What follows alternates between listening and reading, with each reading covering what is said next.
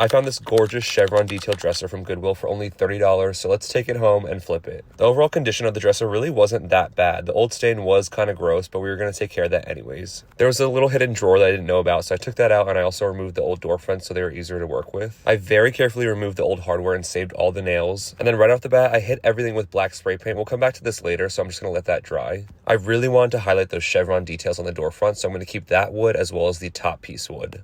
I knew these chevron door fronts were just really cheap, thin veneer, so instead of using a sander, I went in with acetone to get rid of the old stain. I used steel wool for the flat parts and then used a wire brush to get into the detailed corners. I then used a really high grit sandpaper on the top piece because I already carbide scraped it, so it was really easy to get that old stain off. Then to be as gentle as I could on those door fronts, I used a foam pad sander and then quickly went in and scuff sanded the rest of the body. Besides my accent pieces, I'm painting the body in this really beautiful color called Sage the Day. But on the exposed wood detail parts, I wanted to use a paint wash in the same color just to make sure everything blends really well. It doesn't look very different now, but once it dries, it really will lighten up that wood. I got everything taped off and then went right in with my primer on both the door fronts and the body. Once that was dry, I used a 400 grit sandpaper just to make sure everything was smooth. And then it was finally time to start painting the rest of the body. I'm using more of a fun color this time because someone in my comments said that I've been using only blacks and doing boring wood tones, so today's the day I prove them wrong and do something a little bit more fun. Coming back to the hardware, I'm using gilding wax now on top of the black to give it more of an antiqued gold vibe. And now for the home stretch, I'm putting a final coat of polyacrylic just to seal everything in and make sure nothing scuffs or scratches. And the most satisfying part is removing my taped off pieces to expose that chevron again. I added the hardware back and put the door fronts back on, and just as a quick reminder, here is our before where we started.